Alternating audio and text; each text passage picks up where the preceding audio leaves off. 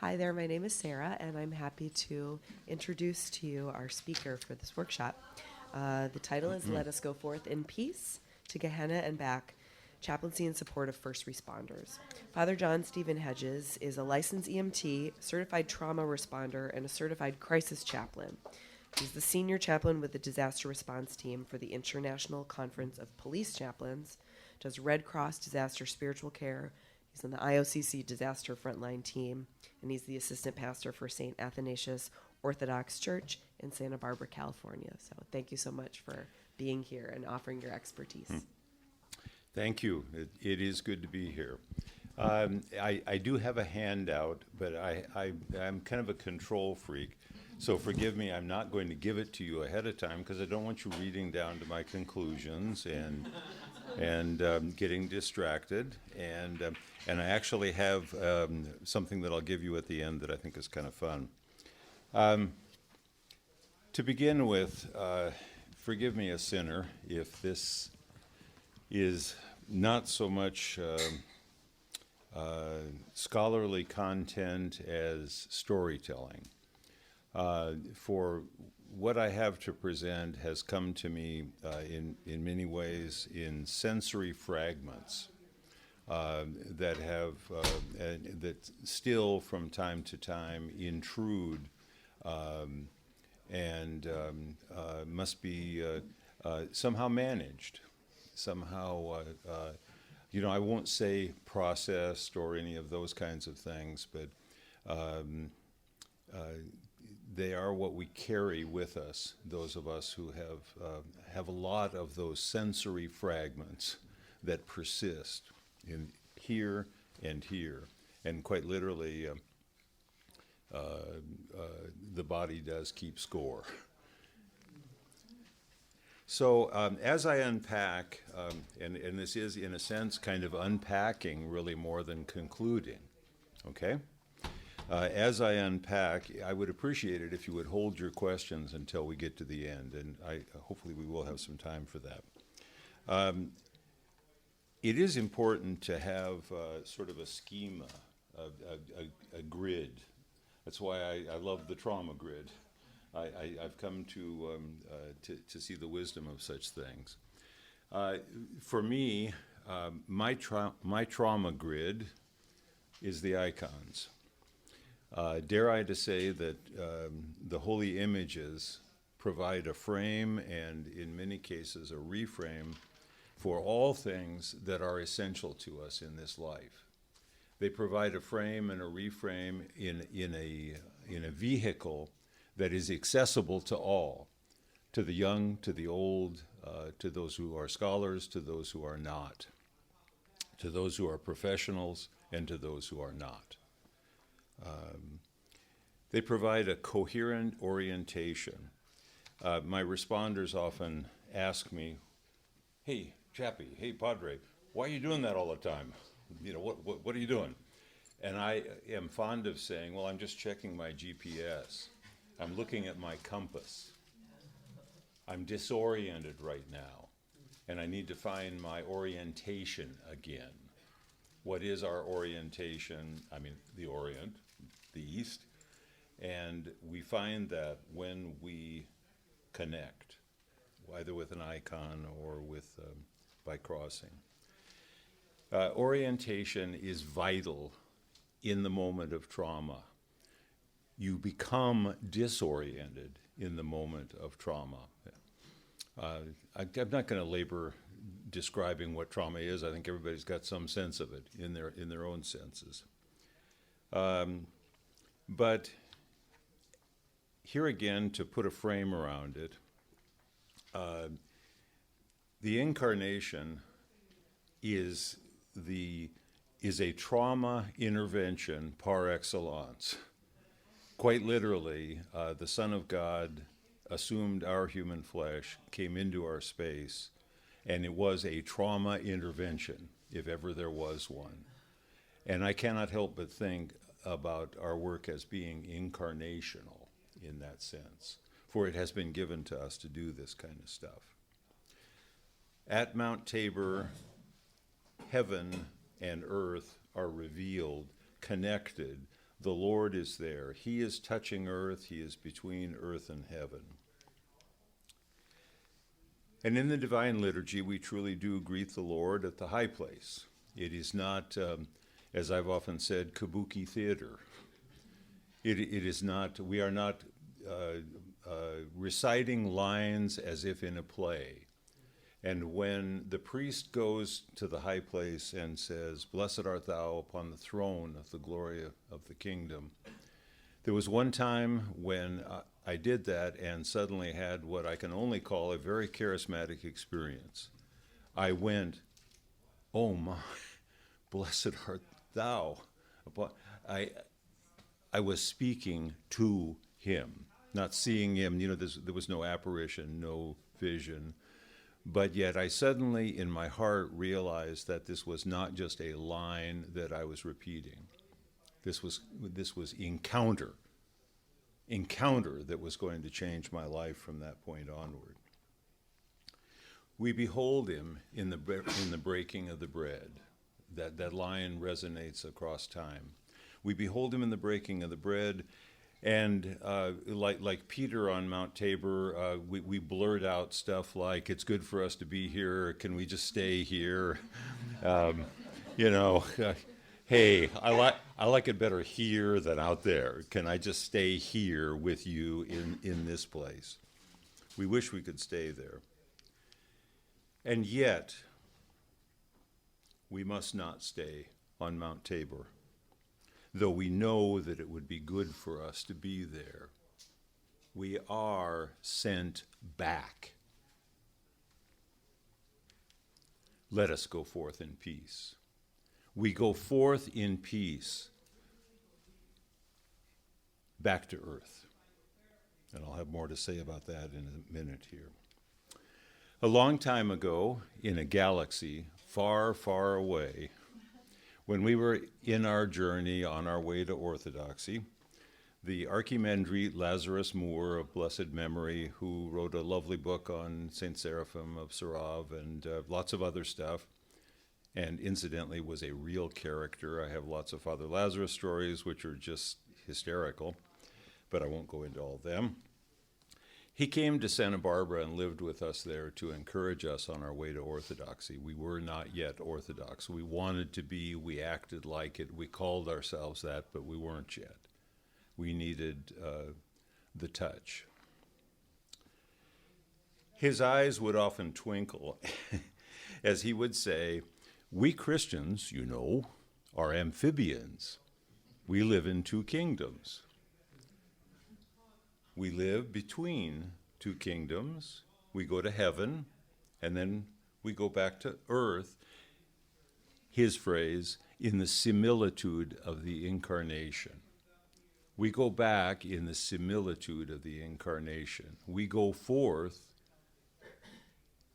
and when we go forth, when we go back into the world, he used to say, we carry upon us the scent of the incense that we have received. We carry what we have received from the heavenly places, and we go to bring healing grace to the world. Does that sound familiar? Is that a familiar, iconic path? If we have that before us, it will explain a lot of what it is that we do. It will sustain a lot of what it is that we do. Again, Father Alexander of blessed memory, it is when we have put aside all earthly care and we seem to have left this world that we, in fact, recover its reality. We leave it and we recover the reality. Out here, we go, what is going on? You turn on CNN, MSNBC, Fox, or whichever your poison happens to be, and you get disoriented. You go out there, you encounter the world, and you get disoriented. You go back up there, and all of a sudden, mystically, it begins to, mysteriously, I love mystery. It's something that you don't know who done it until the very end of the book. All of a sudden, it's revealed to you. Out here, we're still in the book. Up there, oh, yeah, it makes sense. So if we are truly present when we go forth in peace, if we are truly present, if we stoop down somehow, as in the icon, in the humility of compassion, like the old Pentecostal song, he reached down, he got right down on the ground, he reached down and he touched the pain. He reached down and he touched it, and he didn't just touch it, he healed it. Now, sometimes all we can do is just touch it. Sometimes all we can do is just be there. Every once in a while we see a healing, but not often. Mostly we can just be there and touch it and share it, stand in solidarity. My friend Larry Decker,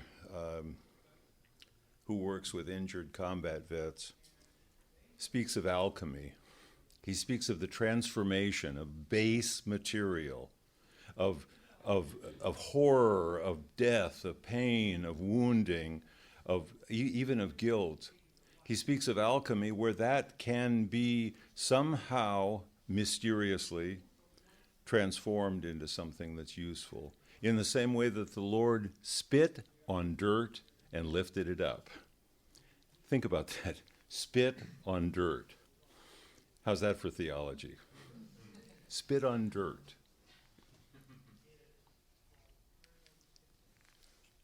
We are here because a fire of zealous love has been kindled within us.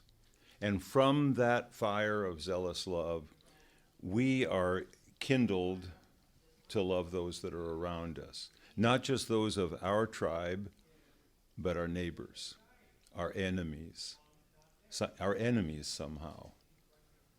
As the blessed Herman of Alaska said, St. Herman said, "You cannot save what you do not love." Do we hold the world at arm's length, kind of like a dead rat that we're about to throw away in the trash can? Or do we somehow stoop down and heal the pain? Touch it and heal it. You know, and there's kind of a tension that we Christians have, love not the world, neither the things of the world, and so forth and so forth. And all of those things are true. However, see that in the light of the incarnation.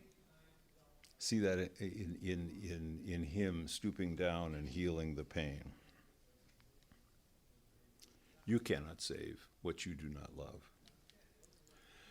Okay, here's the tribe that I've come to love. Talk about a rowdy bunch of folks who somehow oddly I fit in with, and that's, they have names like Sarge, Doc, Gunny, Chief, LT, and they are a tough crowd to play to. You have to build trust, especially if you're going to bridge trust to someone else. If you are going to make a referral to other services, to others that are in the healing arts in one way or another, you have to have their trust before, and that trust takes a long time to gain, and it can be lost just like that. They can smell, forgive me, when you are BSing them. They can smell it from a mile off. They have meters, intuitions that we haven't got a clue about, and you have no way to bluff. Doesn't work. No sleight of hand. So, I at this point I could launch off and tell a story about everybody that's in that picture. These three that are here, particularly these two, when I first began to work in law enforcement chaplaincy, particularly the one on the far right, Harry Hudley, who doesn't have much hair. Harry would always go, "Stand over there, get out of the way, keep out of the way, keep out of the way, get over there, get over there, get over there." And then one night at UCSB, there was a riot between two fraternity houses. I mean, it literally was a riot. Bottles were being thrown, bats were being lifted up, and the two guys there and I were called to the scene, and it was probably 100 assailants on either side. And they had to jump in immediately and separate folks, and they weren't the folks weren't responding. And finally, Harry was down on the ground with a bunch of folks as he was trying to take one of the guys into custody, and he yelled, "Chaplain, help!" And I went, "Okay." And forgive me, but I jumped into the mix, not violating any canons of any kind. There was a little bloodshed, but I can't really accept blame for that blood being shed.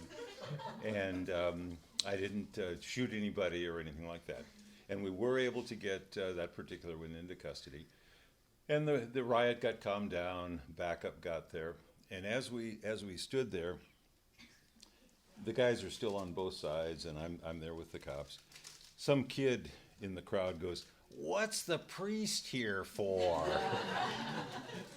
And and I'm out there pretty much like this. And I said, "Well, you guys know how the fire department has a Dalmatian for a mascot?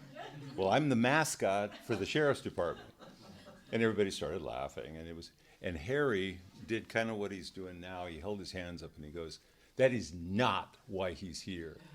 He's here to protect you, and he's here to protect us."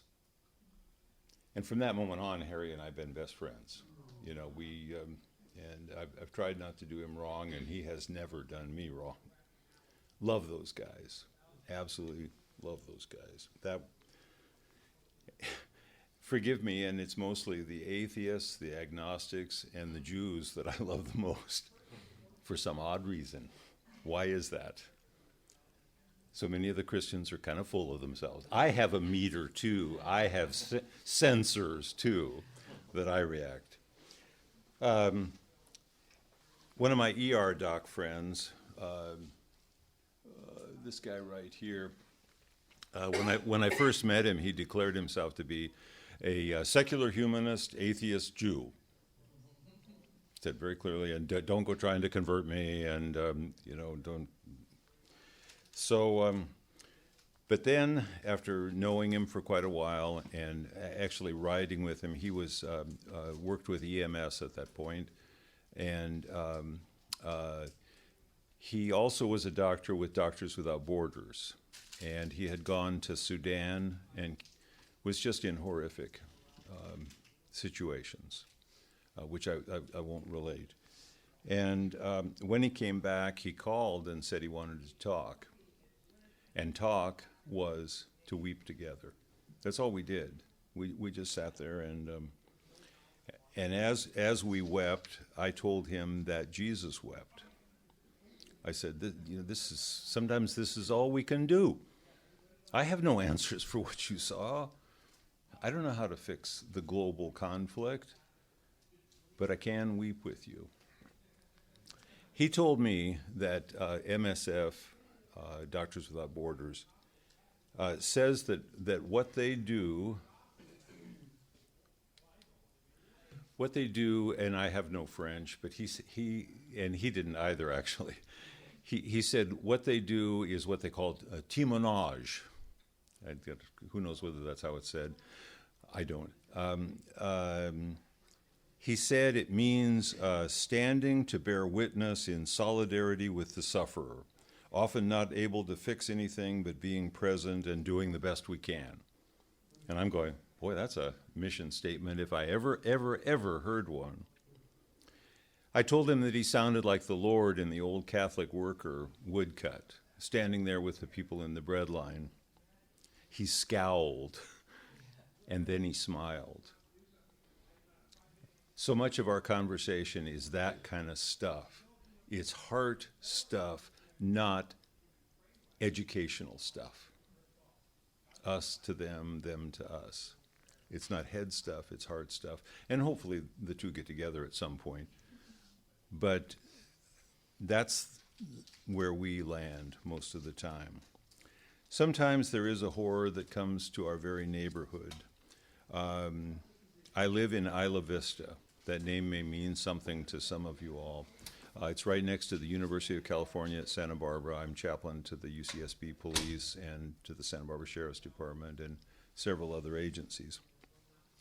And actually, our parish was in Isla Vista back to the 70s when we were Evangelical Orthodox Church.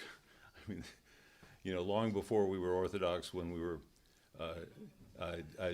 playing dress up as Orthodox, as I used to put it, without the connection. Our church was right at the top of this loop, right there.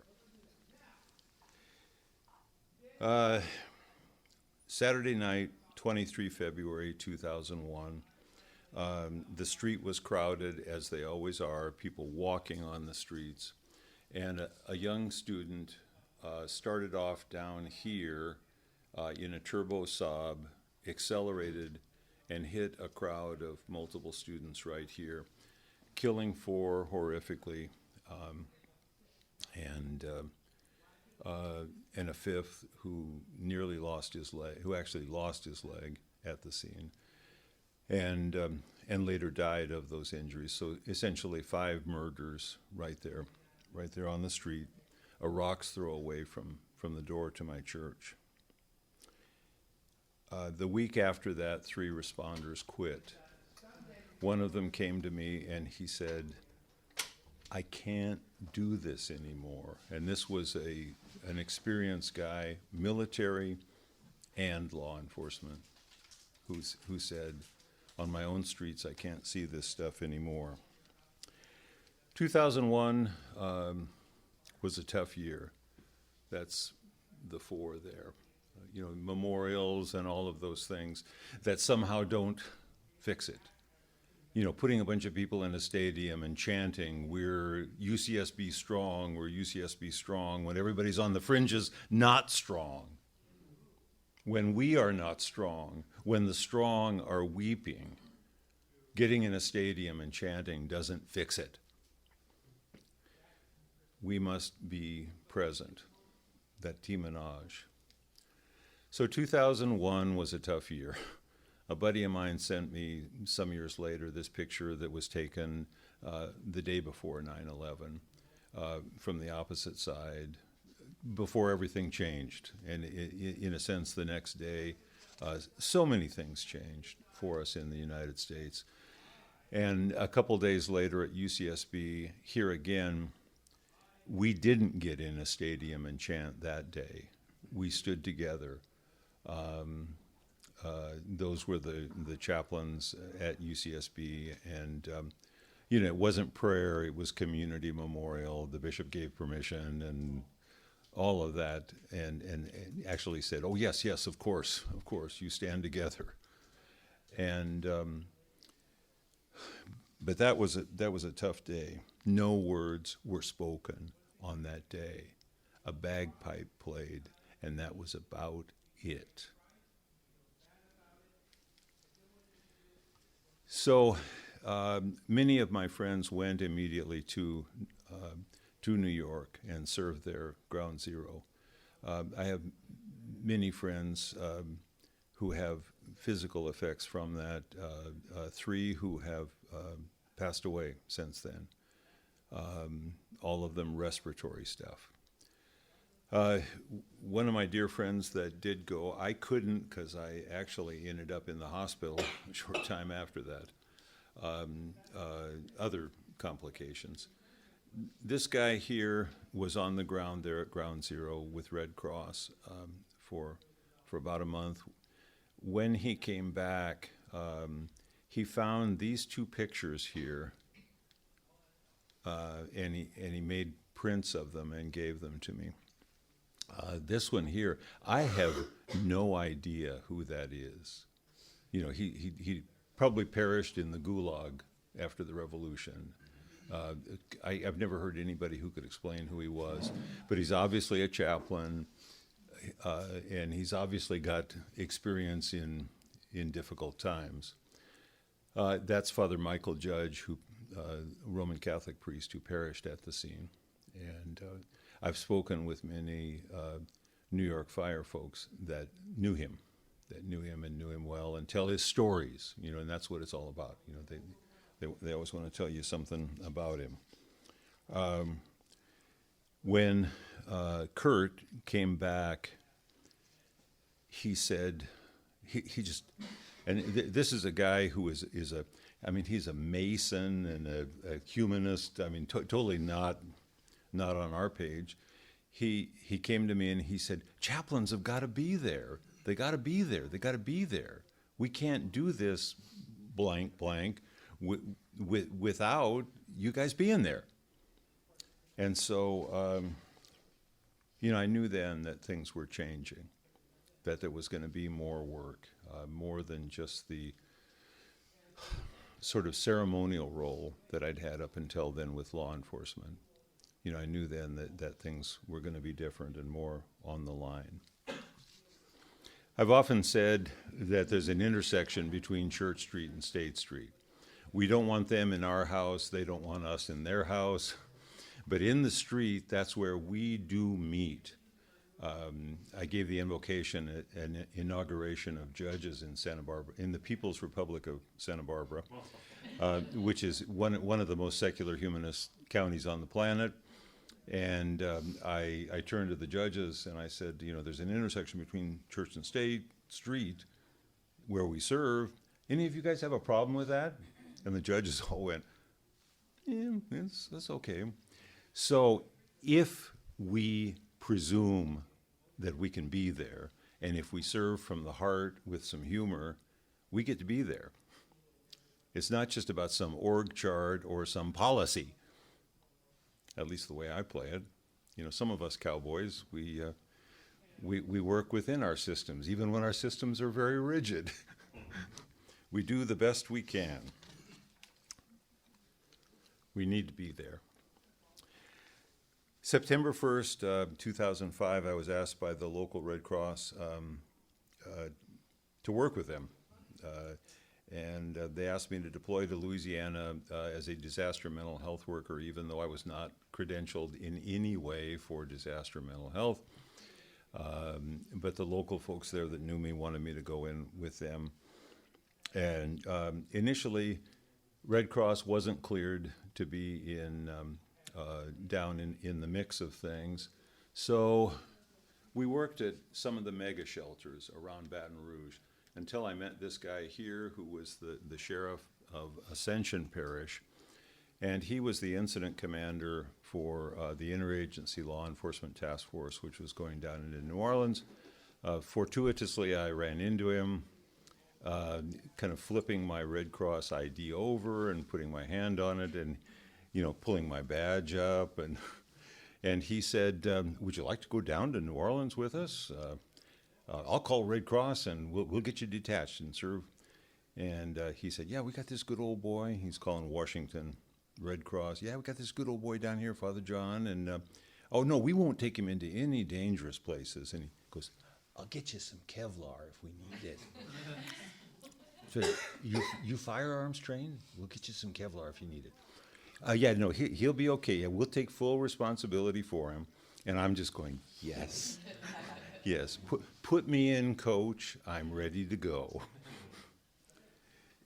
So the next day, we are caravanning down into New Orleans, into the mix of things.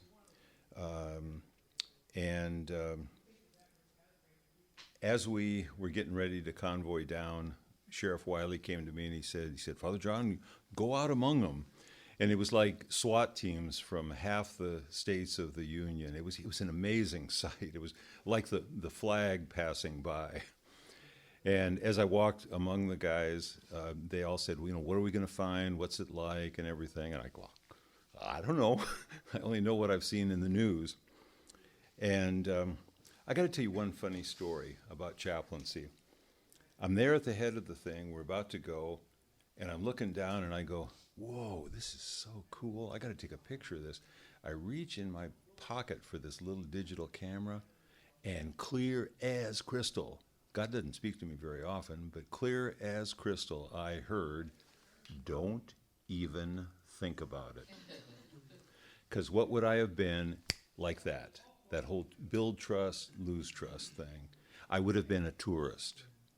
I would have been a tourist, not their padre. And I'm pleased to say that the voice didn't sound like my wife. But I've heard the voice from there sometimes too. But I got to tell you, these guys here, you look at Bubba there. I mean, that's Lowndes County, Georgia. Those guys are from there. To have those guys, folks like that, as friends, as confidants, they supported me, I supported them. And when we got in there, we were there to support the New Orleans Police Department primarily. The New Orleans Police Department had been very impacted. 2 of their members had committed suicide. And that was one of the reasons why they felt they needed a chaplain to go along with them, because this was moral injury in a very real sense, not just individual, but for the whole country.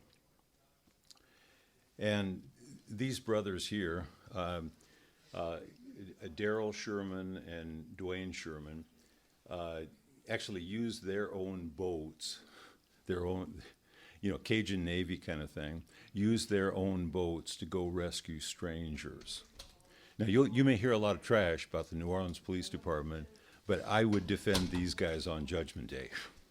I would defend those that I knew on Judgment Day, because I saw acts of heroism and heroism. You good there? Making a great entrance. Yeah, that was a great interest. I was going to say, wisdom, let us attend. So, I saw acts of heroism and compassion from these guys that surpass anything I've seen. Not to say they were pretty all the time, and not to say that I didn't see some things that I had to go, oh my, did he just say that or do that? But all in all, in the middle of that combat, which it actually was, I love those guys, and I still keep in touch with both them and quite a few of the others. Forgive me about this, if I relish this, if I, in a sense, celebrate this. But I had a deep sense in those days that this was in many ways what I had been born and bred. My daddy taught me to be ready for this kind. My World War II, Korea, combat vet daddy taught me to be ready for these days. And when I stepped out of the Humvee that first day, I tell you, it was like, okay, here we are, there we are, and it's absolute chaos. It's 99 degrees, it's 98 humidity, the air is dead flat, calm, and stanky. I mean, it was foul. But somehow or another, in that toxic soup, where we smelled and saw things that I will never forget, fragments, sensory fragments. Mind takes a little picture. Your nose sensors caught it, your ears caught it, your eyes caught it. We prayed prayers over unburied dead on American streets, days in a row. We took GPS coordinates for the first few days, because that's all we could do. There was no morgue that was set up, so all we could do was set GPS coordinates. Nobody was in there yet. Where is everybody? Where is everybody? Everybody kept saying that. Well, we're here. We'll do the best we can. And finally, the morgue was stood up, and we prayed a prayer that actually was kind of a consensus statement. And I've run this by a lot of folks, and basically what it was we give thanks for this person's life. We give thanks that this person was found. We give thanks for the persons that found them. And we ask that they may be made whole in God's arms and that they may know peace. A Baptist and a Buddhist and an Orthodox wrote that. It's not in the prayer book, but I think it's okay. And I've talked to bishops and monks about that, and they've said, no, no, no, no, no. Field expediency, one of them actually said. I like that. We prayed, the chief of police there and I, in dirty shirts. We were stinky at that point. And we were like homeless people at that point. No meals, no shower, sleeping out in the open. That's not confession. He's just unloading. He just said, Padre, can I just tell you some things? And he unloaded. It was a data dump. And a news photographer caught that, and I almost punched out the news photographer. Snuck up on us, went click. We were done. I jumped up and I said, you give me that right now. You give me that. You give me that. And he goes, no, wait a minute. Let me show it to you. And he turns it around and he says, wait a minute, you need to see this. And I said, well, you did catch it. And in the years since then, and that's gotten a lot of play, actually, that's kind of what the moment looks like. It is that intimacy.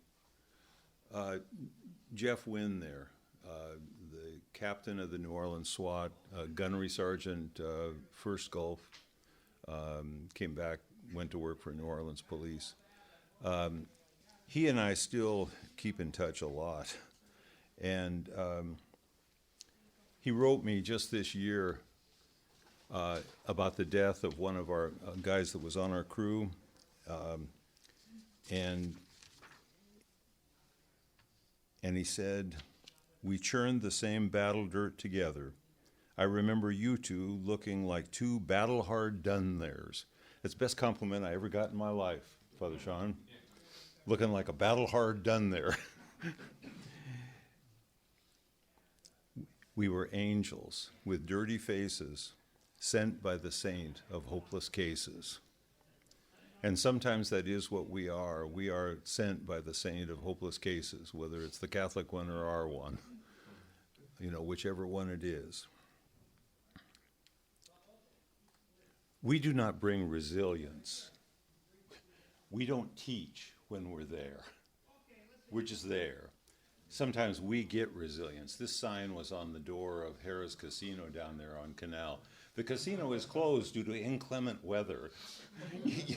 Duh. Biggest hurricane that ever hit the United States. But this one here is the one that really cracks me up. It says, 8/30/2005, don't try, I'm sleeping inside with a big dog, an ugly woman, 2 shotguns, and a claw hammer. And over here, 9/4/05, still here, woman left Friday, cooking a pot of dog gumbo. And in my mind, when I saw that, I went, okay, resiliency, cooking a pot of dog gumbo. Got a metaphor here. Talk about a way of expressing it. I will never forget some of those things. We did laugh down there. We did cry. We were overwhelmed. But we were human beings who kept our dignity and encouraged one another to continue to do so. It's what us guys do. Not very long after, 4 months after Katrina, I was dispatched in the middle of the night to an emerging mass shooting at the Goleta post office. A disgruntled worker came back and had killed 7 other workers there. We did not know whether, the SWAT team did not know whether there were more shooters. Access was made very cautiously into the building. As it later became apparent, there was just the one shooter, and everyone was deceased at that point.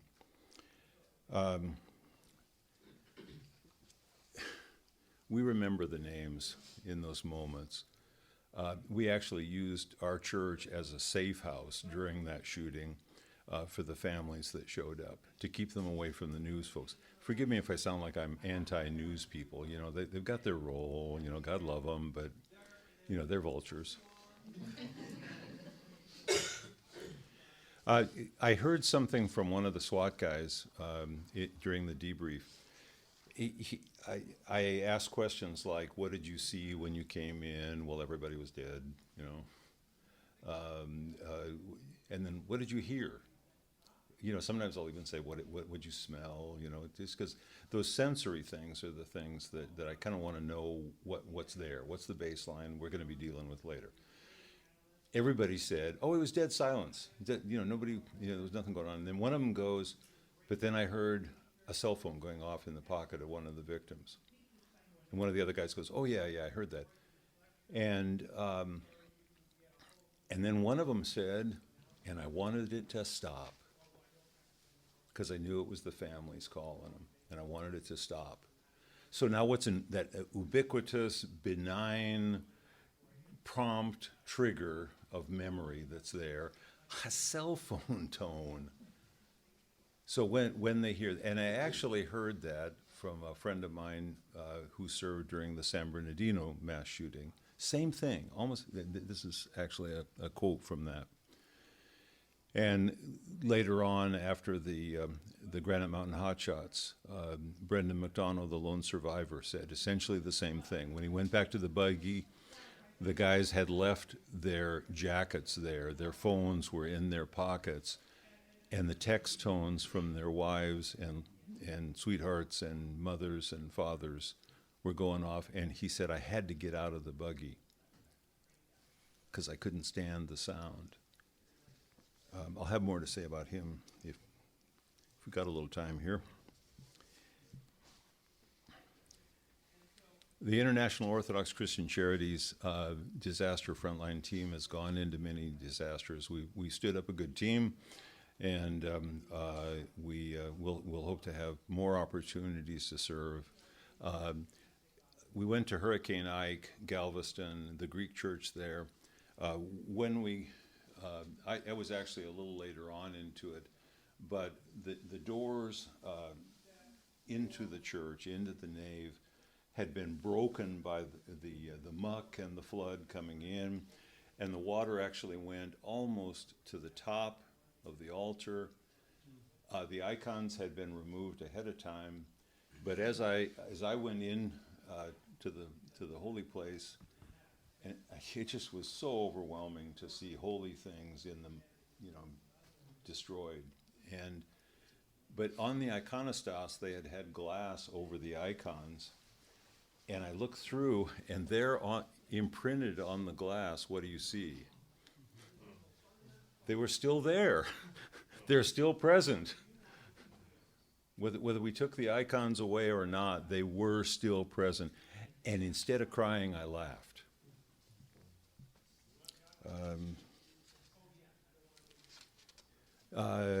2011, Joplin. Red Cross got called in there, 150 fatalities. Helicopter rolled up against the door of the emergency room, 1 mile wide, 6 miles long, 150 fatalities. We were called in to set up what was called an integrated care team, chaplains, physicians, psychologist or psychiatrist, and client caseworker to companion the families of the deceased. This always seems kind of like a setup to a joke. So a priest and a rabbi walk into a pizza place. Anyway, somehow or another, this actually worked. I mean, I was asked to be the lead on the team. My friend Tim Serban called me up and he said, "I can't believe I'm doing this, but I want you to lead the team." So get in there, and it's this, you know, Congress of world religions. I mean, it was just, but somehow or another it worked. You know, because we kept in our lanes and served as chaplains, not as whatever we were back home. Later, we were called into the ice storm phase of Hurricane Sandy. There we went to Breezy Point, which is a sort of a blue-collar area of retired cops and firemen that had lost many of their own on 9/11. It was just devastated because of fire and flood. A fire broke out at one end, the surge came in the other. we walked through that debris field, and there was a lady that we helped carry the one thing that she salvaged from her completely destroyed home in a corner where the garage had been was one of her dining room chairs. Her sister lived across about a block or two away, and we helped her carry it over there. And it was in silence. It was one of the most sacramental, worldly things I've ever done in my life. You know, just accompanying this woman. There was an old cop who was there, who was raking through things, pulled up a molten piece of glass, and he said, I lost my wife to cancer last year, and this was a plate that we bought in Italy on our honeymoon 30-some years before. And he held it up and he went, now it's been turned into a jewel. And he held it like that. You know, again, the transformation of that which is base into something that can be very holy.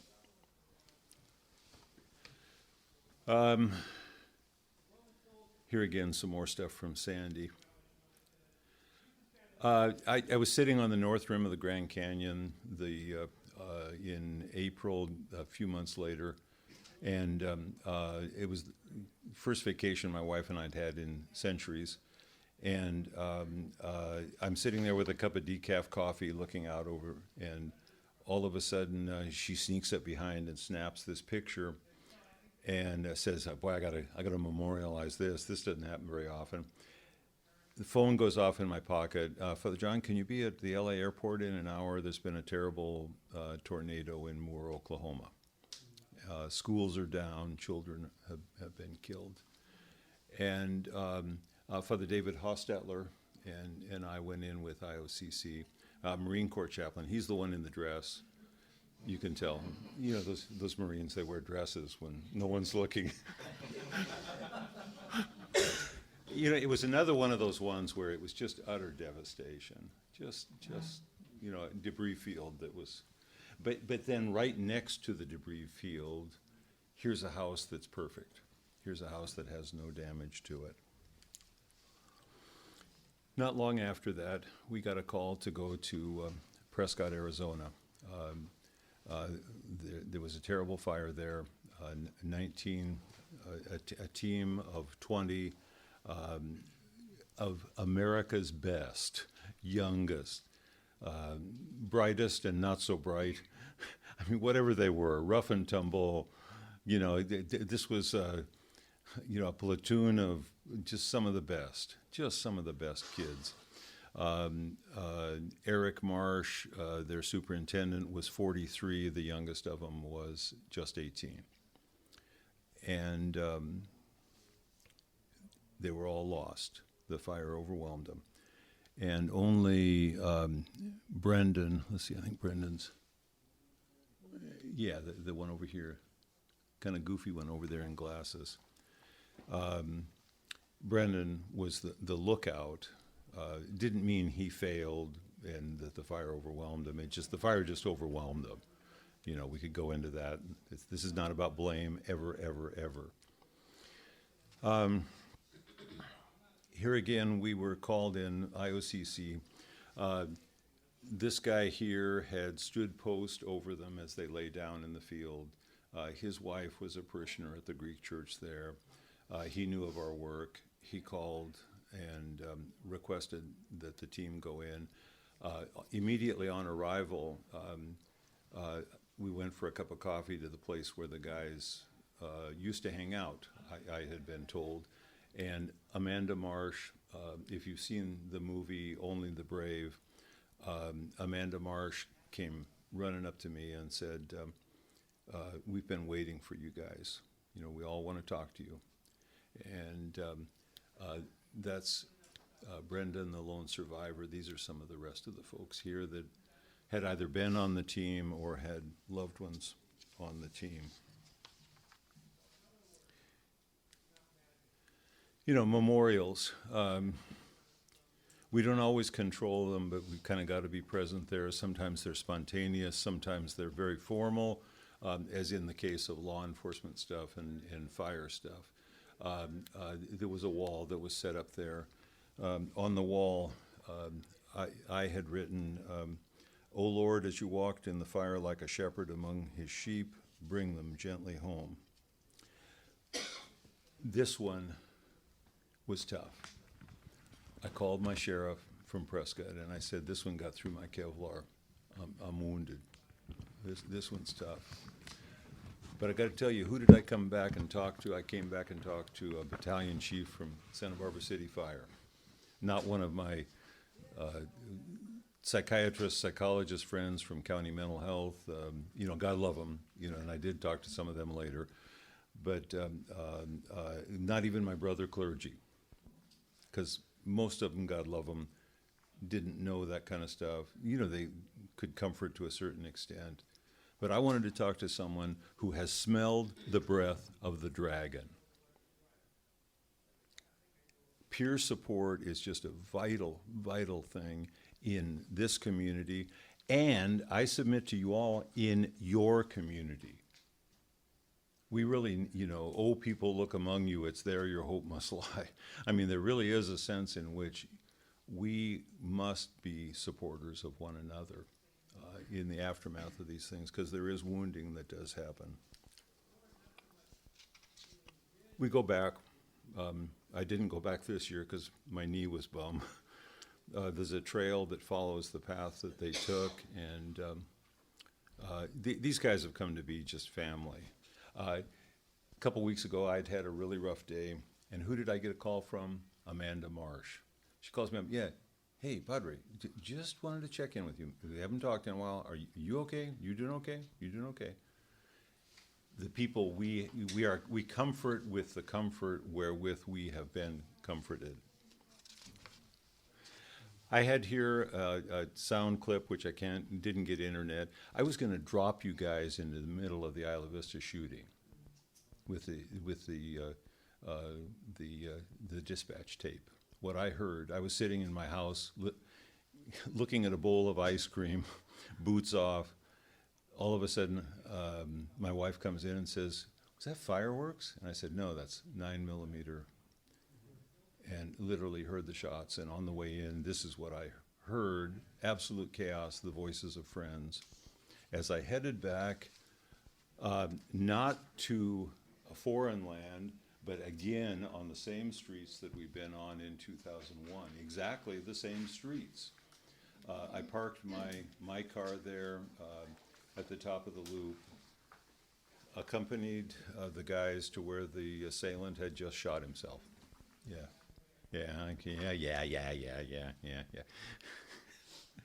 And you thought I was going to give you time for questions. You can interrupt me now if you want, anytime, in the final five.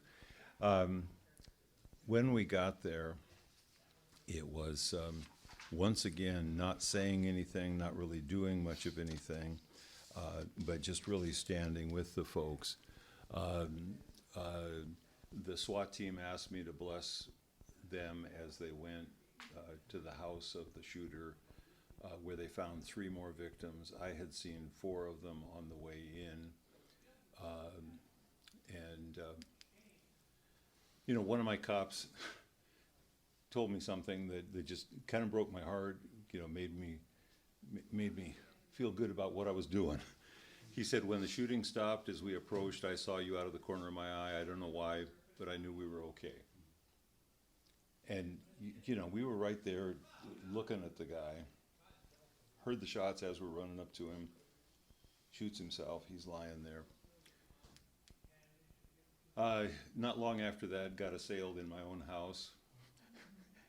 Crazy story. I mean, this one actually is a case study in de-escalation technique.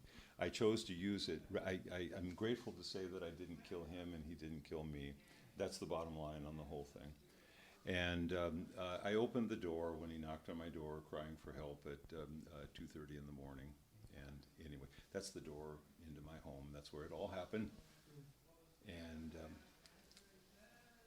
a lot of Red Cross deployments. This was IOCC going down to to Hurricane Harvey, we were asked again by Red Cross because they were overwhelmed. They called on IOCC because they didn't have enough chaplains. So IOCC is really beginning to take a place. We also went into Las Vegas, and they're debriefed with not only victims in the hospitals and parishioners, but also the CSI team, who had to catalog everything, recover everything, every fragment, piece of, here again, intrusive fragments. They recovered things which they took pictures of, not only with cameras, but with their eyes. It's been tough in Santa Barbara the last few years. We had the fire and then the flood. This woman here, forgive me for rejoicing at a cremation, but the poor lady lost her house completely. She gets there, she's raking through, we're trying to help her along. The only thing she finds is an urn that held the ashes of her father, ashes within ashes in this little ceramic urn. And I went, Lord, this isn't our usual funerary custom, but somehow or another, thank you. Thank you for helping us find this. Not long after that, the flood. This was actually the first disaster I ever responded to in 1969 on the same street. A mudslide that happened on the same street. I got there and it was kind of like, oh my. This time, it's what the Japanese call a yama tsunami, a mountain tsunami. The tsunami comes not from the ocean up, but from the mountain down to the ocean. We lost too many. Two, Lydia and Jack down here, have not yet been found. This was personal. This was local. Another Red Cross deployment. This time to Mexico Beach, Panama City. The Paradise Fire. Paradise was lost, literally. Just sadness. When the 85th set of remains was found, I was sitting in a truck with with a paramedic. I said, I am done. I got to get out of here. Saw movement at my right. Here was an absolutely perfect 4-point stag right next to me. Walks up like the Hartford buck, goes, walks on, and there are two does right behind him. And Trinitarian that we are, I went, wait, 1, 2, 3, what am I seeing? What's going on here? And I started laughing again. Every once in a while, I had a turkey MRE. I don't know whether you saw that there. On Thanksgiving, that's what we had. We had the dive boat fire Labor Day here just a bit ago. I had just had my knee done and got called in to that by the sheriff. And I saw strong people absolutely collapse. The Coast Guard commander there came up and wanted to talk, and she just went, will you? And she just collapsed. And this is a leader of men and women, remarkable person who I'd seen her work. It's so often personal. The borderline nightclub shooting, I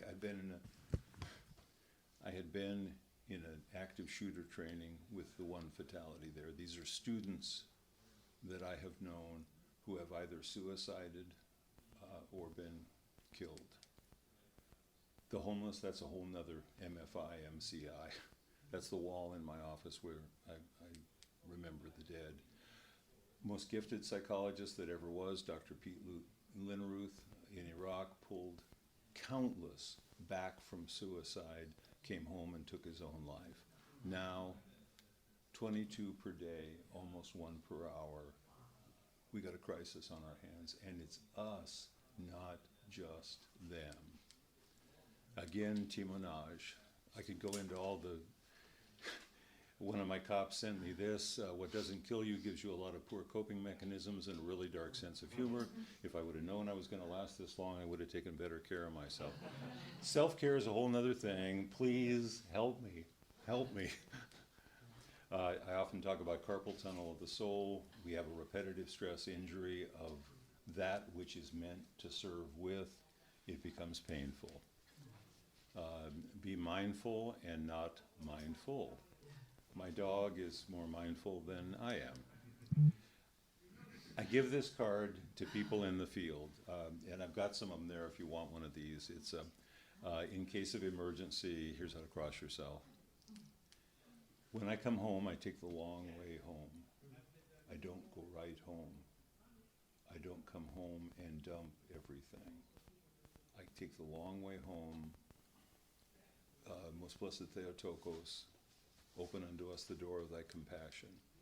We have a host of supports and witnesses to us, but we still must go forth in peace from that place that we love to serve.